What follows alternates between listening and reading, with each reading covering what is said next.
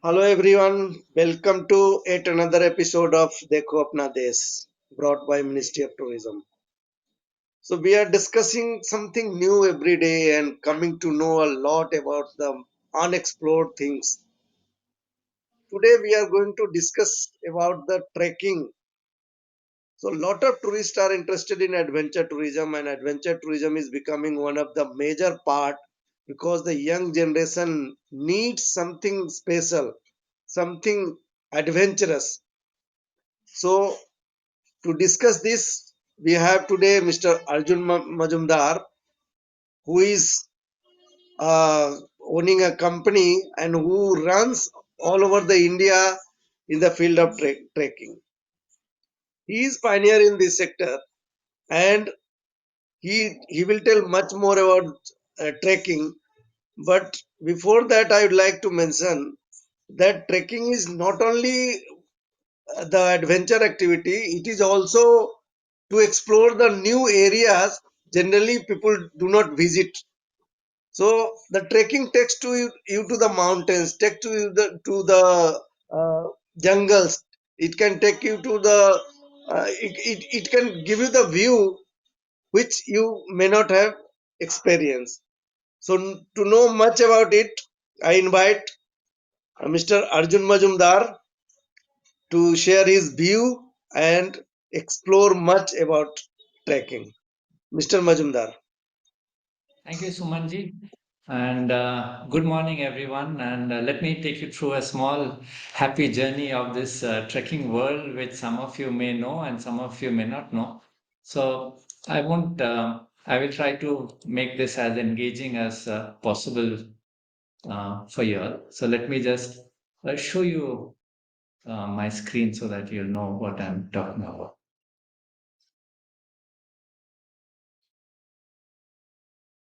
And I hope you all can see my screen over here. So I would like a little confirmation from Sumanji or Sharmaji that you can see my screen. So your screen is visible. Yeah, visible, Yes. visible. It's Yeah. all So let me fine. start. Let me take you through a journey of trekking in India. Um, Before I do that, let me introduce myself. I am Arjun Majumdar. I am the CEO and founder of India Hikes. Some of you may have heard of India Hikes. If you have been in the trekking world, you would have heard of it. But if you are not, India Hikes is India's largest trekking organization. And more than 20,000 people trek with us every year.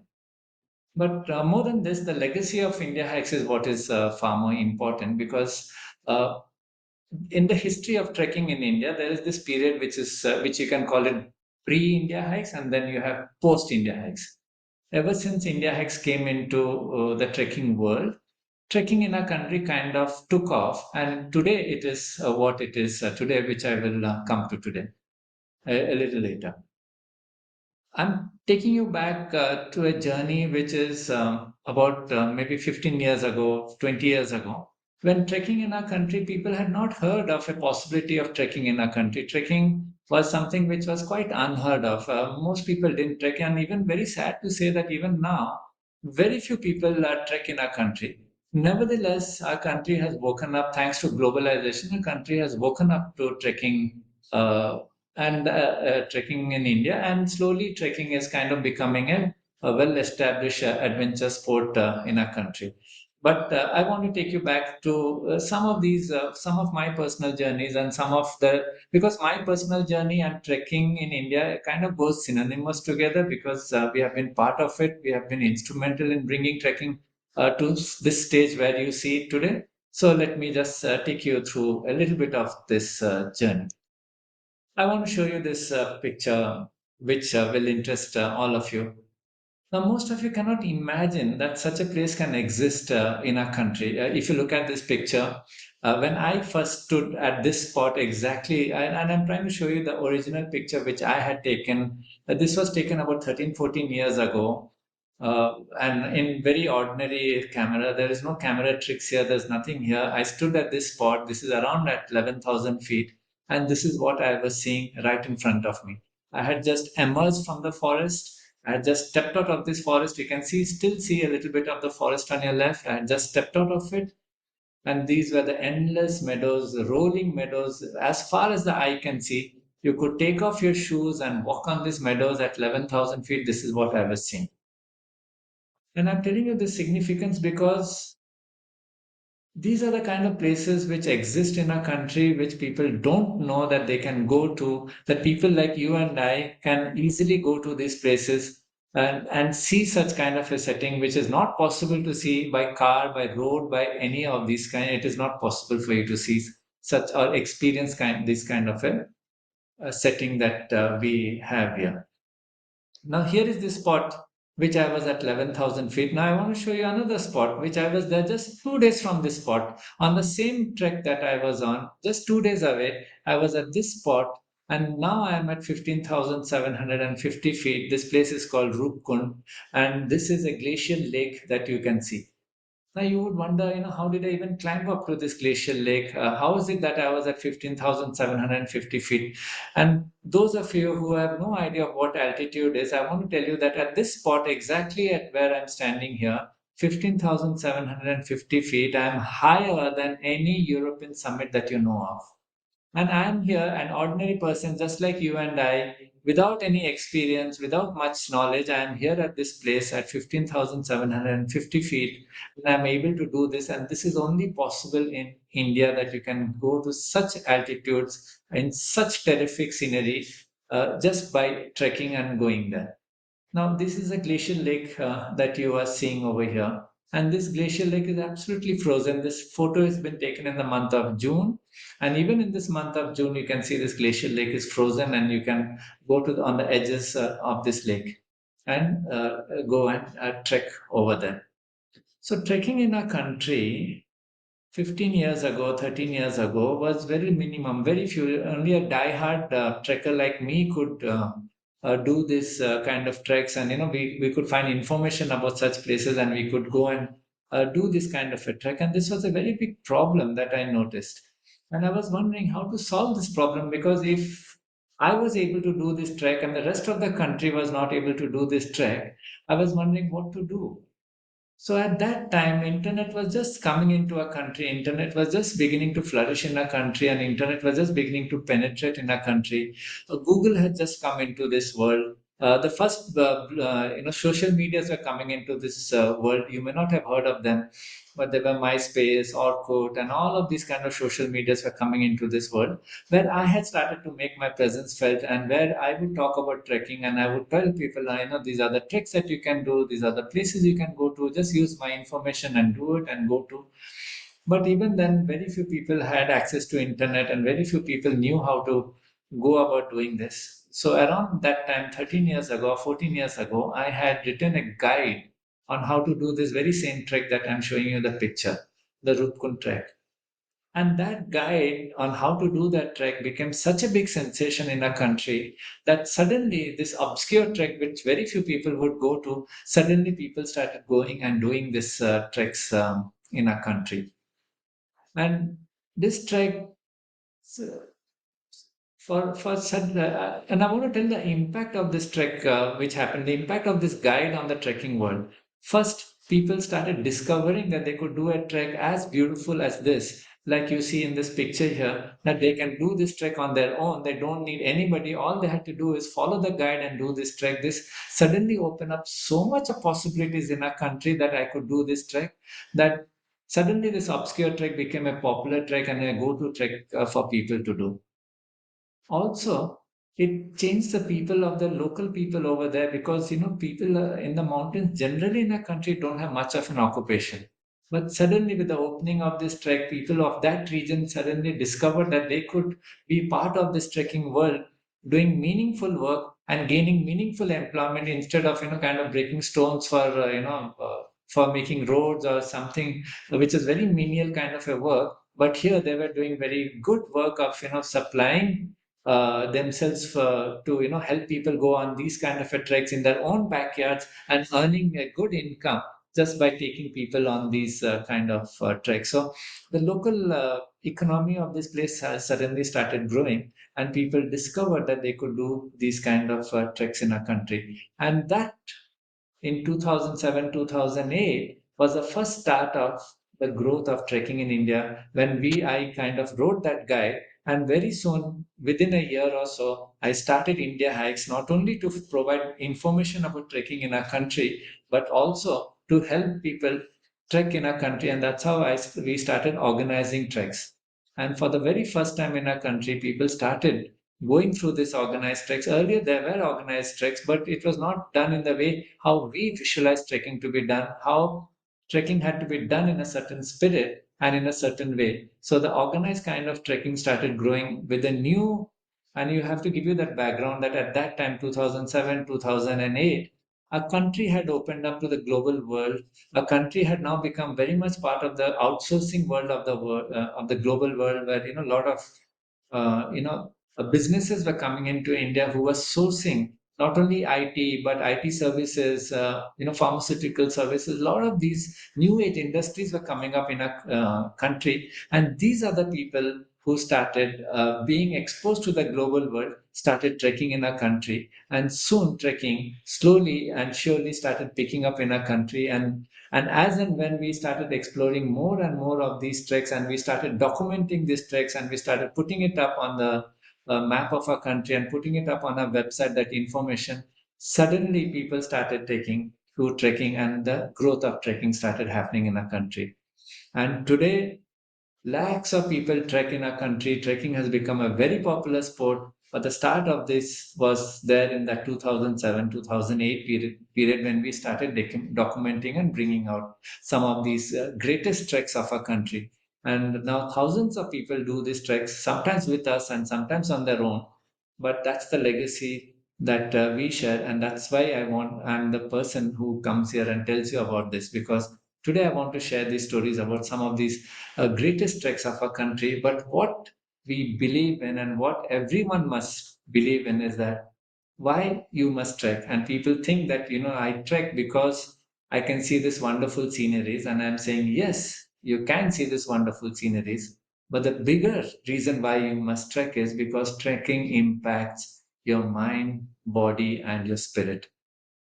Trekking impacts your mind and body and spirit in such a big way that you cannot imagine. What we have seen in our experience is when people go on a trek, the person who goes before the trek and the person who comes back after the trek, they're almost a changed person. They're almost a totally different person because of the impact which the trek has done on them. When they go there, when there's no distraction, there's no mobile phone, there is absolutely nothing to disturb you, but you are there with your trek mates and you're seeing this kind of a scenery, something happens inside you. You go through an inner transformation. Nobody, no Guruji is required, no spirituality is required. You just have to experience a trek, and you come back from a trek and you are absolutely transformed in such a big way that your mind, body, and spirit is totally transformed.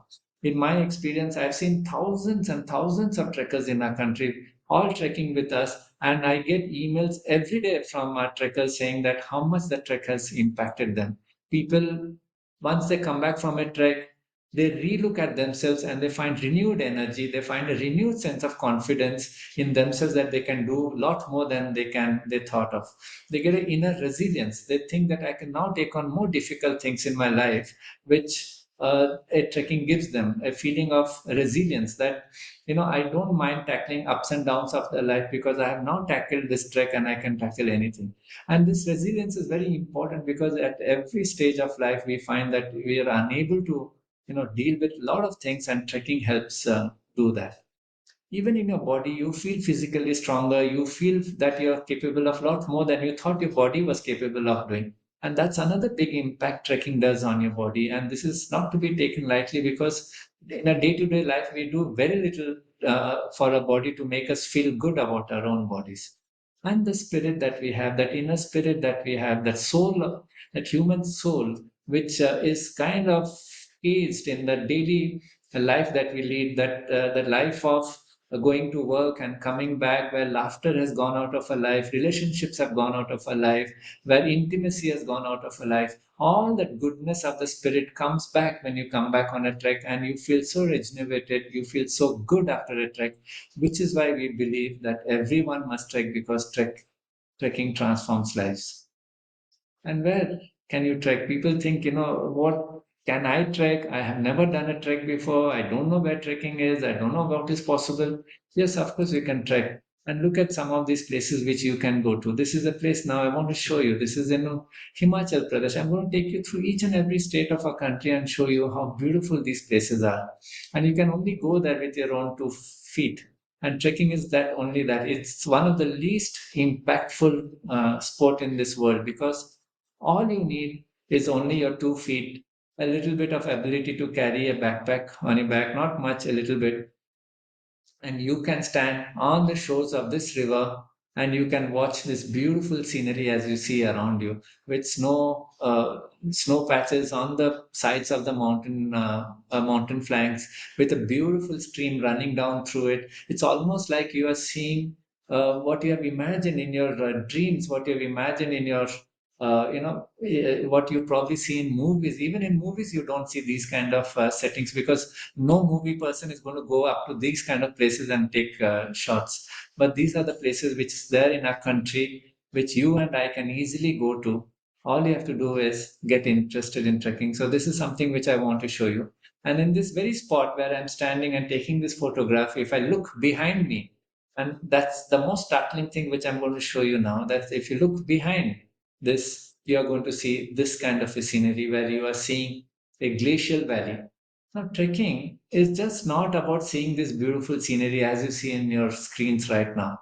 It's about also understanding the geography and geology of a place. If you look at this glacial valley, you can see it's a perfectly U-shaped valley. And if you give rise to your imagination, if you allow your imagination to go back millions of years ago, you can understand very clearly that a very big, thick glacier ran through this valley, creating the shape of this perfectly U shape, and then exited at the end of the valley. And now a small, beautiful river flows down this valley with waterfalls on either side of this valley which comes on. And there are hundreds of waterfalls. This photograph is unable to capture all the waterfalls that you see, but there are hundreds of waterfalls which go down this valley. And imagine yourself walking at the foot of this valley, just alongside the river, and taking this beautiful scenery inside with no one else around. And this is also there in our country, very much accessible. You and I can easily do it.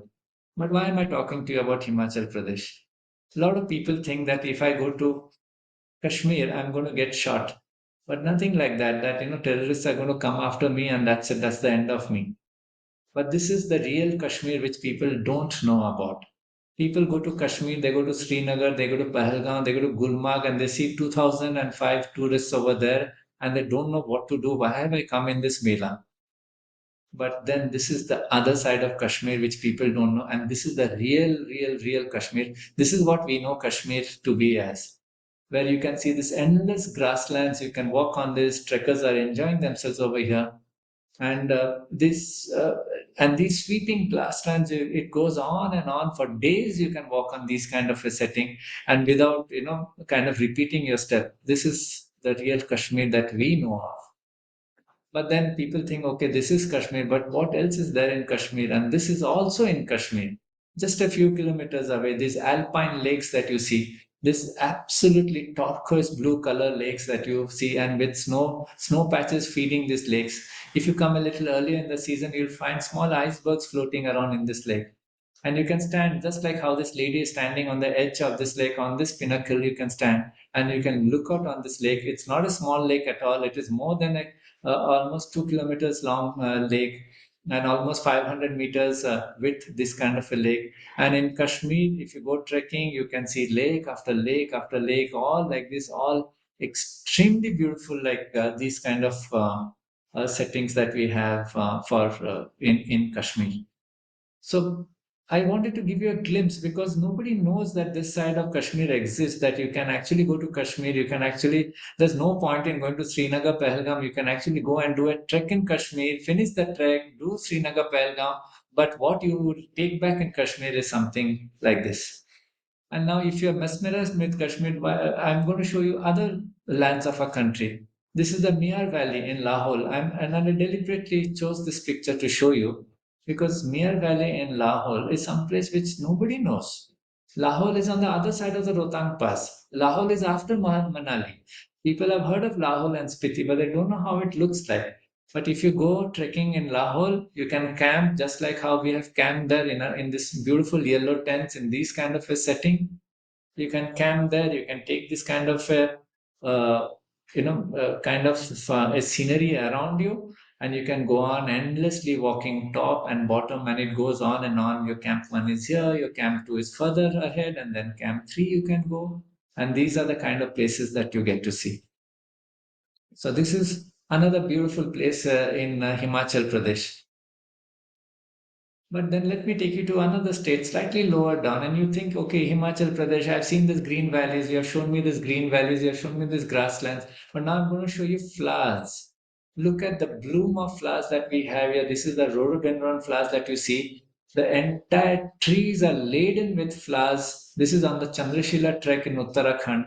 And I want to tell you that when you step over there, the entire landscape is absolutely fiery red.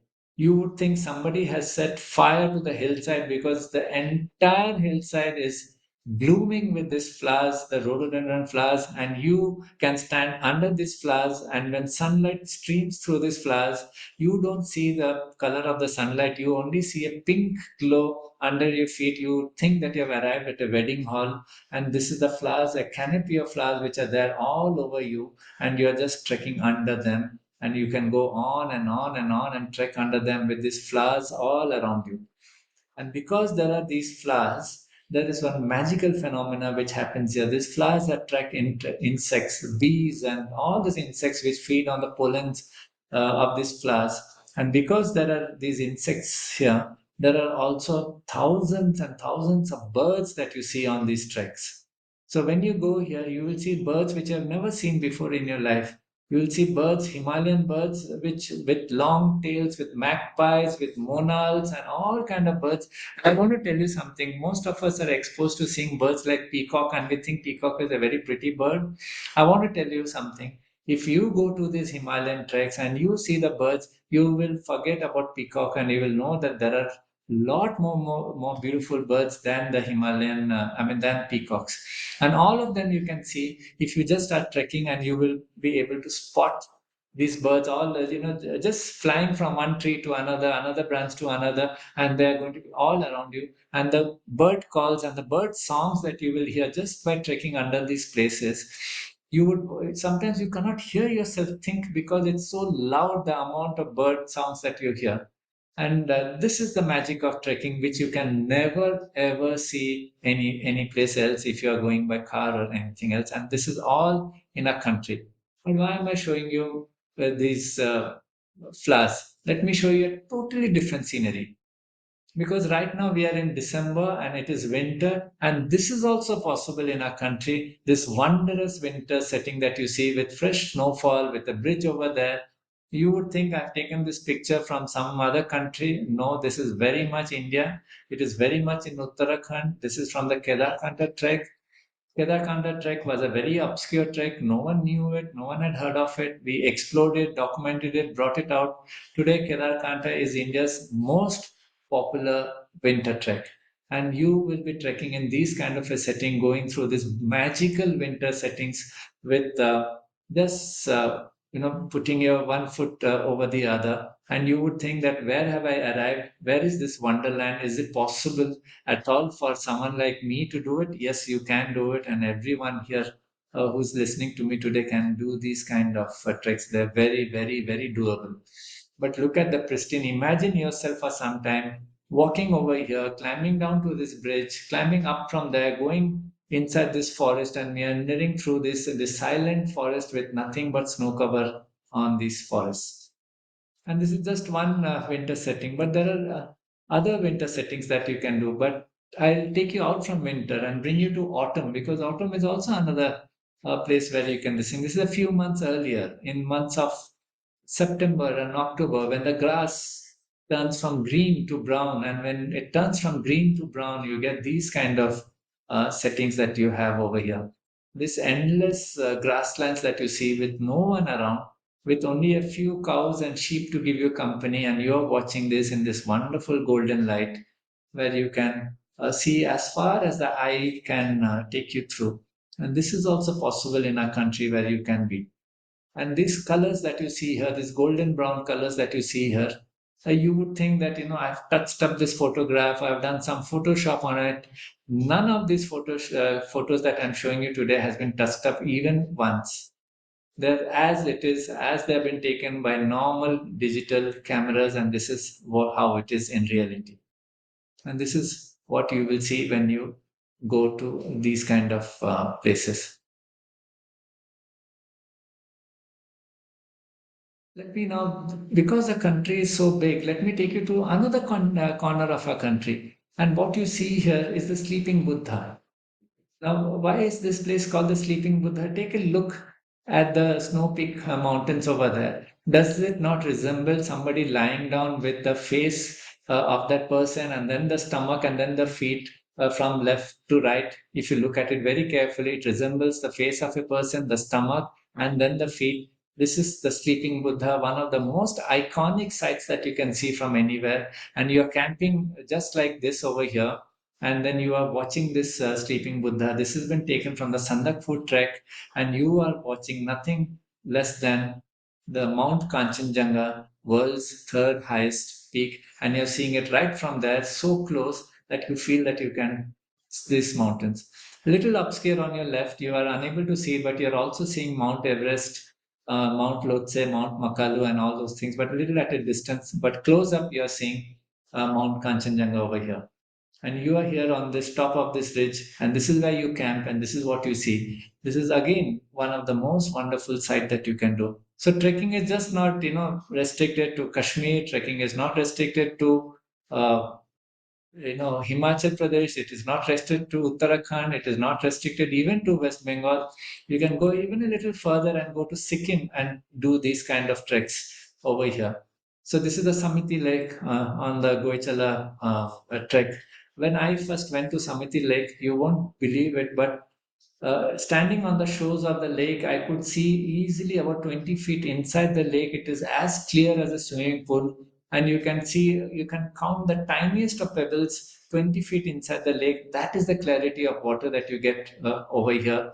We are already at around 14,000 feet on the shores of this lake, and that lake is so absolutely crystal clear that you can just see right through the lake. So this is trekking in Sikkim. So I took you through Kashmir, Uttarakhand, Himachal, West Bengal, Sikkim. But there are places which you have not thought you could be trekking in. And these are also some of the places you can think. For example, trekking in Chhattisgarh. Did you ever imagine that you would ever trek in a state like Chhattisgarh? People think Chhattisgarh, you go down there, Maoists are going to catch you and they're going to capture you and take you away. But no, look at us. We are trekking there thanks to the wonderful initiative by the Ministry of Tourism, the State Ministry of Tourism over there, and the forest departments over there who encourage so much trekking in Chhattisgarh. And in Chhattisgarh, you have, if you have any one of you have read Jungle Book or if you have seen the movie Jungle Book, the whole Jungle Book, the forest of Jungle Book has been inspired by these forests that you see here in Chhattisgarh and Madhya Pradesh. And this is the land of Mowgli that you are coming to. So when you camp at Chhattisgarh and when you go to trekking in Chhattisgarh, it's very different from Himalayan treks. It is so different from Himalayan treks because now you're in the wildlife zone.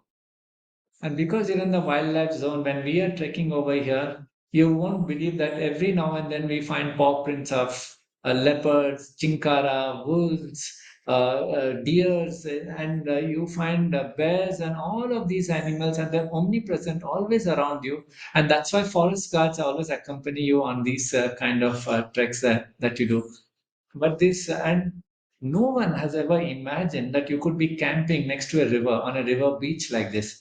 And we not only camp on a river beach like this, but we actually walk on rivers like this for the entire day. No one can believe that, you can walk on a river, but this is exactly what we do in Chhattisgarh. We walk on this river. It is only ankle and shin deep, and the water is crystal clear. You can actually dip your water bottle and drink out of this river as you keep walking along it, and you walk and you go further deeper inside into the forest, and again where you camp. So these are also possible in a country where you can trek in Chhattisgarh.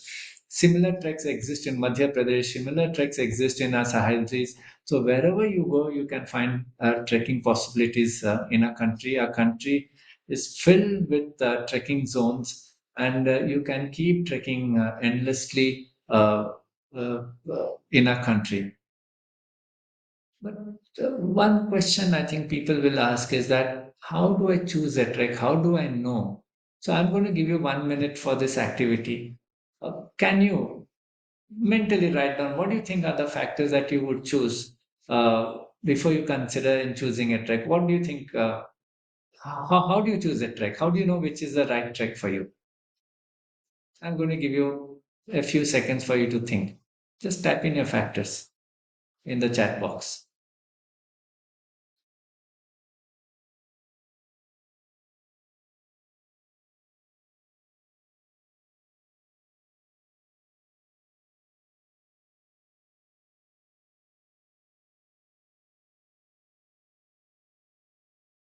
Well, if you have written down there, actually a lot of answers which you can give, but there are only two factors that you need to choose the right kind of a trek. You have to choose what time of the year you want to trek, and you have to choose what is your difficulty level, what is your ability to do the kind of trek. So there are treks in all the seasons of a year. It starts with spring, March and April, moves on to summer, May and June. It goes down to the monsoon, July, August until mid-September. Then you can go to autumn, where it's between mid-September and October and November. And then you move into winter. So 365 days of the year, you can actually be trekking in our country. And there are endless treks to do in our country. Our country is so blessed with trekking regions, right from the Himalayas to the central India to the South Indias, where we have the Western Ghats, the Eastern Ghats, and we have the rivers and streams and lakes around which you can trek. And you have to choose, of course, the difficulty level. What kind of trek do you want to do? Do you want to do an easy trek? Do you want to do an easy moderate trek, or a moderate or moderate difficult, and or a difficult trek? That's all you need to do. You don't have to choose anything else. And there is always a trek for you to do. But I want to tell you something a little serious here, that trekking, if you want to see these kind of a scenery, then there is one thing that you need to do is you need to prepare for it and then come for a trek. You cannot just get up from your office or your home and just get on the trek. You have to do a little bit of preparation. So working on your cardio is basically getting a little fit for this, because trek means you have to walk. You may have to walk for 7 kilometers, 10 kilometers, 15 kilometers in a day. Now, walking in a regular flat roads of a city for 15 kilometers is one thing, but doing it in a hilly terrain is another thing. It takes at least 5 times more effort to do that. So you need to get prepared. And that's why you need to start working on your cardio. You need to do your exercise. Now, those of you who don't like exercising, I want to tell you that the moment you start preparing for your trek, whether you do the trek or no, I don't know, but actually you'll be doing something wonderful for your body. You'll be able to kind of make yourself fitter. And thousands of trekkers again get back to us saying that, what, thank you for pushing us to do this fitness. Now I'm actually a fitter person, and I'm continuing this fitness regime for the rest of my life. It is really helping me. So these are the kind of things that is required. You need to get fit, and then you need to do a trek. Now, the whole question is that who can do a trek? Who is it meant for? And I wanted to tell you that it's all strata of society can trek. Children trek, and if you think children do not trek, I want to surprise you by saying that hundreds and hundreds of children have now started taking to trekking. They trek with us, they trek with themselves, and these are dense forests. They trek in the mountains, they're camping in the mountains, they're setting up their own tents, and they're as young as 8, 9, 10 years old children.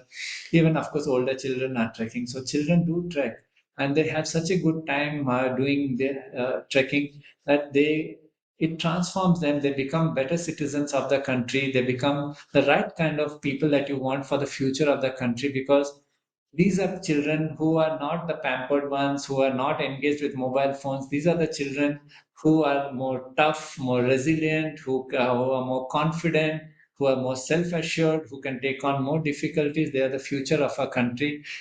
Every time a child comes on a trek, we see that children go back much better citizens of the world. They are more connected with nature because as you know that with the concrete jungles in a city that we have, the connect with the nature is totally gone. So when children go on trek, they connect with nature in such a big way that they understand where they stand in nature and how they can help to protect the nature, to take it forward, and how they can be very minimalistic in their life and how not to destroy nature. They are the ones who look after the world. They are the ones who don't throw garbage. They are the ones who don't do unnecessary consumption, and they are the future of our country. So children trek.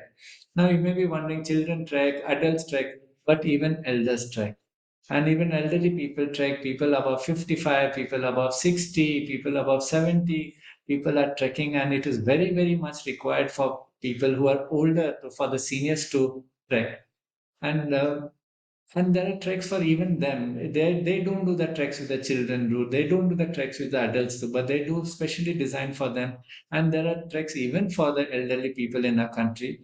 But what they benefit out of trekking is something so magical and so deep that it kind of leaves them with a lot of joy in their life. It makes them feel younger. It adds at least 5 years to their life. What we have seen in my experience, we have taken so many elderly people on treks, and every time they finish a trek, they come back home with such a renewed sense of confidence, a renewed sense of energy, that they feel that the life which is ahead of them is wonderful, and they work and they move towards that. So trekking has this enormous benefit for the people who are elderly, who are above 55 years old. And that's why we believe that everyone must trek. Everyone in this country must trek, and that is the belief that I have. That is the belief our organization has, that every one of you must trek because it transforms lives in a very big way. And if you have not taken to trekking, I want to tell you that you have kind of wasted your time if you have not taken your trekking. And no matter what age you're in, no matter what background you come from, in this webinar, I want to urge you to start trekking because you will see something which you have never ever experienced in your life, not only in your mind, body, and spirit, even in the sights and sceneries that you will see. It is something which you have never imagined.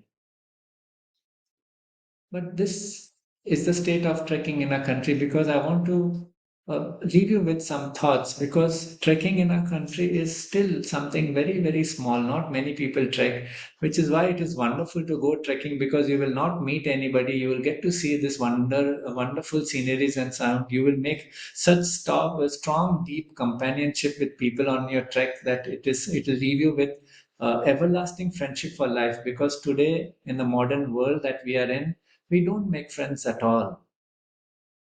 We absolutely don't make friends because we are so busy. Our colleagues are not really our friends. But on a trek, you find like minded people from different strata of society who stay along as your friends for the rest of your life. This is something so strong and so non negotiable that you will, one day, if you go on a trek, you will remember my words and you'll come back and say, yes, that I have made some wonderful friends over here. But there's a problem with trekking in our country, and the problem of trekking in our country is that not many people from the outside world know about trekking in our country. And for those from the ministry who are listening to this webinar, I want to tell you that this is a very big opportunity as well as a problem, that Indian trekking is not globalized as much as trekking in Nepal or any other country is globalized. And it's high time that we address this problem of globalizing Indian trekking because Indian trekking and Indian adventure sports, it's already Indians have taken to trekking very well. Now it's the time for the rest of the world to take to Indian trekking, and Indian trekking has such wonderful opportunities that no one could have ever imagined. And today I just gave you a little bit of glimpse about how Indian trekking is and what the various possibilities are. Everyone can trek, everyone must trek, but the opportunities of trekking is plenty and all of you must do it. So with that, I want to end my session here today. Thank you very, very much for patiently listening to me. Uh, Thank you, Mr. Majumdar. You expressed it very well, and really we are very much enthusiastic to learn more about it. And certainly, this adventure tourism is going well and coming up well in India. We are taking it forward, but there is a lot more to do. So, after going through your presentation, just I have a few questions like which are the sector you find more tourists to go for trekking? It's the Himalayas very clearly in our country. Himalayas has the maximum trekkers who go to. But Sahyadri is another region. The Western Ghats of our country is another very big region where trekkers trek on their own. But they are mainly the day treks, the weekend treks. So those are the treks which are happening over there.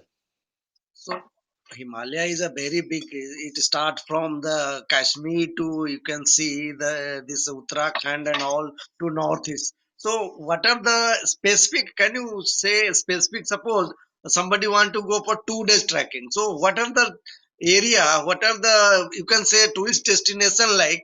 He would do the trekking for 2 days or three I days. What you see. normally do for the tourist? That's what. So what they do is that depending on the time of the year they want to trek, say Uttarakhand. I want to give you an example of Uttarakhand because Uttarakhand is kind of the trekking capital of our country in terms of Himalayan trek. So if they have a 2 day trek, they can do a trek like Nag Tibba. If they have a 4 day trek, they can do a trek like Kuari Pass or Dara Bugyal or Kedarkanta. There are at least 20, 30 treks they can do. So it just they have to come to Dehradun and say I want to go to trekking, they have to go to Manali and they say I want to go to trekking. They can go to Srinagar and I say I want to go to trekking. So before that, obviously they must go through these various websites. They can go through our website and find various options of treks which they can do. It requires a little tayari, and without tayari, nobody must go. Yeah, sure. So this, as you rightly mentioned, uh, this trekking is not only about seeing the places and exploring the new places. It is also about the body, mind, and soul. So it enriches ourselves also. This is for enrichment of our body. This is enrichment of our experience and certainly to get more experience and enrich our soul. That is true. So as you mentioned regarding the promotion of adventure tourism and trekking overseas, I have been part of the overseas promotion, and of course I have been in Singapore and promoted the ASEAN countries. I could see a lot of interest from the tourists, especially from ASEAN countries. They used to come to Himalaya region, maybe the Ladakh. They used to come to Ladakh and go for trekking up to the Pangong Lake. And they come to Manali and then Kullu and Lahore Spiti. These all are the famous destination, especially in ASEAN country I could find.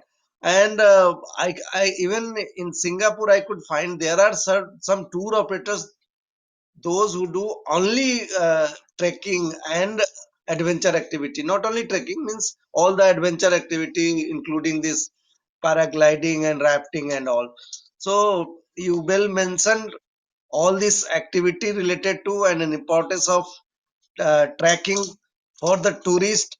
And of course nowadays the young generation is looking something like that. They not only want to relax, they want to explore the new things. They want to do the activity, they want to see the wonders. And what you mentioned about the Kashmir, so we go to the Dal Lake and go around the Gulmarg and see the snow and all. Certainly, the trekking in that area and the lakes you shown, that is really adventurous. Something means very special to see. So certainly we will take it up, and I think the Adventure Tourism Association is there. I think you might be part of that.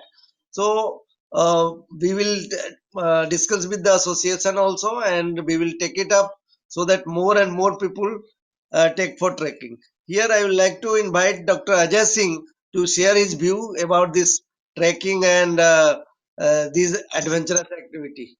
Sir, it was a wonderful webinar, and the Majumdar sir presented it very well.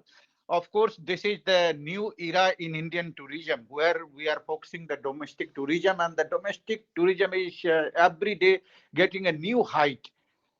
And especially in the Himalayan region, if you see, so the Uttarakhand is really the heaven for the trekkers.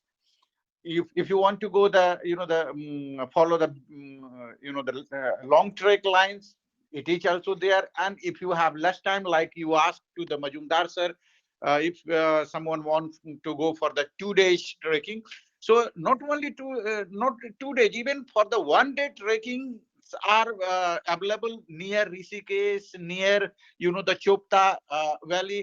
So the a lot of small trekkings are also there. And now what we are watching, the young generation, they are the joining this kind of the adventure tourism a lot. So that this is a job of opportunity also for the young people in this sector. Also, like Majumdar sir, they can also the guide to the young generation to join this adventure tourism. And we have a lot of the potential in this sector.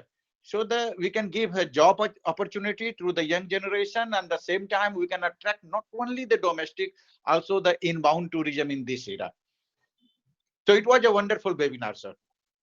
Yeah, Okay, yeah. thank you so So much. yeah. So certainly, this one was the very much eye opener for this trekking sector uh, in the field of adventure tourism, and the way you expressed it was very well.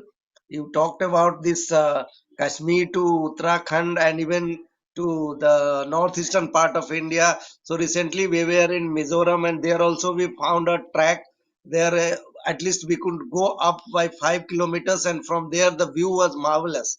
So something special. Same way, I have seen in the Port Blair, if you track some 2 3 kilometers and go to the Chiria Tapu, you find a marvelous views. You can see that you are standing on the one shore of the land where there is no end of the ocean. So that is what the views you get from these trekking sites, because everybody means all the vehicles can't go there. So the something special, if you want to see, certainly you need to track. So it was very marvelous, very knowledgeable session, and eye opener for us to promote this trekking and taking this forward to the young generation who is coming forward uh, in the tourism sector. I would Actually, also Paul, like to. if I can interrupt you, sir. Actually, trekking for the young generation in our country, they don't have to be told any further. Now it has already caught on. It is now in our India's interest to have inbound people coming in more and more because they have not seen the wonders of Indian trekking, and we would Certainly, definitely. I feel that is one area that needs to be looked into. But Indian trekking certainly, as such certainly. has come to a stage where it is now gathering more and more momentum. There is no Sure, problem. sure, sure. So that is our endeavor to bring more and more people to India to know much about India, and by trekking they will know certainly much more what they could not find elsewhere. And you shown the view of the winter, that is certainly different, what we can't find elsewhere. So we need not to go to Switzerland and other places to see such view. That all are available in India. So it was a very knowledgeable session, and very useful for each and every person to motivate for trekking and adventure activity. So if any question from any side?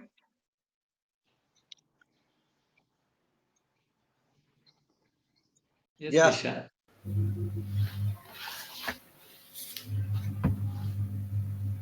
Good morning, sir. Am I visible? Yes, of course.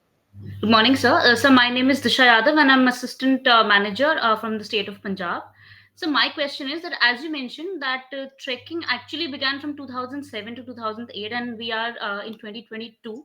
So I would like to know what are the challenges and obstacles the trekking phase throughout these years to reach to this level? Like as you mentioned that nowadays the youngsters, they are more into, like, they're well aware and they have all the information, they gather it wherever they want to travel. So I would like to know what are the obstacles that were prevailing in all these years, and now we have overcome them and we are on this stage now. This is my question. The first obstacle, and I feel currently it's still the same obstacle, was the lack of information. Okay. People didn't know where to trek, how to trek, who to go with, what to do, कहाँ जाएंगे, क्या करेंगे. But once information started coming up, and thanks to internet and organizations like us, we started documenting and putting these treks up. People got the confidence, and that's led to the growth of trekking in our country. Okay. Sir, was security and safety also any factor that was acting as a barrier? Not so much, not so much. It is always there at the back of the mind of people, but it is not at the front of the mind that, what happens to me. Because again, the more information you share, the less people feel scared. Okay. Okay. Thank you, sir. Thank you so much. Thank you. Thank you. So there are a few more questions I could see in the question and answer section. First, it's come from Saurabh Goel, and he is asking about top three treks of India, if it is possible to. Saurav has asked a very, very bad question. Every time I go on a trek, I think that's the top trek to do in our country. So I'm not going to answer this question, Saurav. I think where there are, you can pick states and I can give you the top three treks of that state. It is that much vast our country is, and there are a lot of treks to do. So my suggestion is, Saurav, choose a region that you want to trek with, look up the website for that region and you will find endless treks to do. Go to indiahacks.com and you will find, region wise, trek wise, you can just sort them out. But there are a lot of treks. You cannot have One top from treks in Pooja. this world. Yes, sir, there is one more question which is from Pooja Nagini, and she has asked, when more people will start trekking, threats will gonna rise for those areas like water, etc. Are there any sustainable practices one could follow and how? Yes, I think that's a superb question asked by Pooja. It is true there are certain trails which have already become overcrowded. So again, the solution to do is move away from the crowded trails, which is why organizations like us, we explore new trails all the time and we try to shift people from this overcrowded trails to new trails. At the same time, being very sustainable and having very strong sustainable practices is very important to do on go on treks. Which is why, as India Hacks also, we have set the sustainable practices which is required for trekking. They go a little deep. It is beyond the coverage of this webinar. But I would say that Pooja raised a very pertinent question. But the answer is to move away from the crowded trails and to, even if you go on a trek, to be extremely sustainable when you do it. There are ways to do it, which can be, looked up online on how to do this.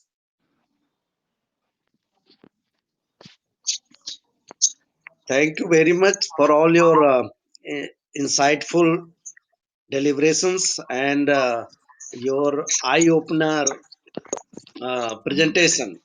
Sir, So, I yeah, want to come again. There are around 6 to 7 questions has come. continue, please. Yeah, so Nikita Singh, she is asking, do we have recorded sessions available? So, sir, do you have any recorded sessions available on trekking or hiking in your website?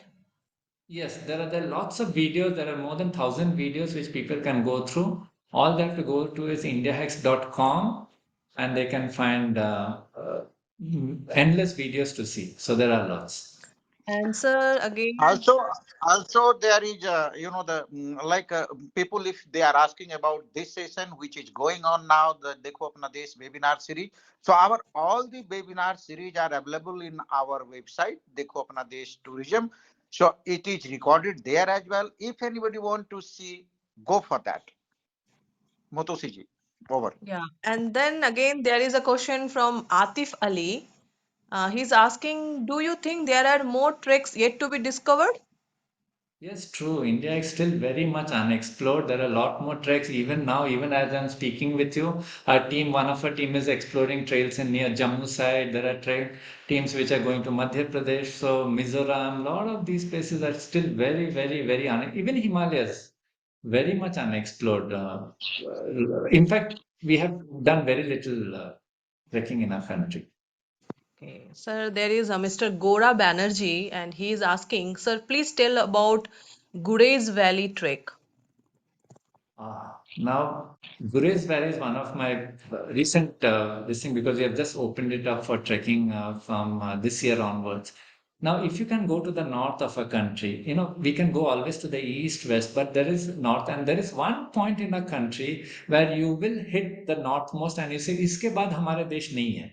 And that spot is called Gurez Valley because the trek that we run at Gurez Valley, the other side is POK. In fact, from Gurez Valley, you can see the villages of POK and you can see the civilizations of POK when we do the trek here. Of course, we do it under the wonderful comfort of the army posts over there. But we can now trek in Gurez, and people, yes, if you have the chance to do the trek with us to Gurez, please do it. It will open up in July, August in 2023. Sir, there is one more, Dr. Shreya Singhi. How can we inculcate or get this trekking culture introduced to schools? This is lovely because schools that have started doing it and they have made it. Many schools have made it part of the curriculum. We call it the experiential learning that we do. So schools take the children, they go on the trek because their schools have dual motive of doing these kind of programs. Where one, of course, it is an excursion to. It's these are not normal excursion where people go to see Delhi and Qutub Minar and Red Fort. Not like that. Trekking is a different kind of an experience because not only are they seeing these wonderful sights, they're also going through a lot of learning while doing it, and that's why they're called experiential learning, where they learn by experience. So schools have to be not all schools do it. I'll be very frank with you, but schools have to kind of start getting adapting to these kind of a thing. In Western countries, this is very common. Every school does it. Nature camps and camping out in the open. In India, it is beginning to happen. It is still very small. So, parents like you, or if you have children, you have to speak to the school authorities and tell them, why have you not considered trekking to be part of the school's extracurricular activities? And you must insist on them. Sometimes थोड़ा गरम भी आपको दिखाना है, but it is required because school children, if they don't do trekking, then their education is very much incomplete. And I'll tell you why. I'll take 1 minute to explain this. See, in schools, people learn physics, chemistry, biology, all of that. These are academic subjects. But which school will teach you how to gain confidence? Which school will teach you how to get resilience? Which school will teach you how to tackle hardships in life? None of the schools. This is where trekking comes in, and that's why these experiential learning programs do so well. So there are many more questions. I think it's not possible to finish it in one session. So we have to take one more session on specific, I mean, trek specific sessions. So, Sure. Suman, sir, over to you. I don't think we can complete it all the Yeah, questions yeah. today. Okay, so I think during his presentation, he has cleared many things. But one thing I would like to add about the students, we have started the Yuva tourism clubs, and that most of the schools are following it up. And I think we can take it up this trekking activity through the Yuva tourism club also. So that will help us to bring this trekking to the children and of course the college student and all. So I think it was. Many places we started these kind of the trekking things, like in Varanasi we had a 2 days school children's trekking tour to the Sonbhadra district. So that we did like that. So that through Yuva Tourism Club, which is introduced by Ministry of Tourism, Government of India, and Suman sir is here. Under his guidance, we added 100 schools in this, the Yuva Tourism Club. So our plan is to add around 1,000 schools within a year to this Yuva Tourism Club. And we are giving all the information to the young generation in the school, and it's create their enthusiasm and the knowledge about the tourism and the tourism sector. Like the people who are asking that when we are traveling the wastage and this and that, so we are also there the working on responsible traveler. only not the responsible tourism. Now we are also working on responsible traveler, and what to do, what not to do. We are now teaching to the young generation. So it's a wonderful program. You are tourism club. You can join hands to develop this area. Over to Suman sir. Yeah. So I think it was a very knowledgeful session, and I must thank Mr. Arjun Majumdar and his company for bringing this all the experience to us, and to Dr. Ajay Singh and the all team for this wonderful session, and especially all the viewers and the participants. And I could see a lot of participation because a lot of questions came, and Motosi could not complete all the questions. So this shows that these webinars are getting a lot of interest among the viewers. So thank you all. Thank you. Thanks. Thank you. Thanks, everyone. Namaste.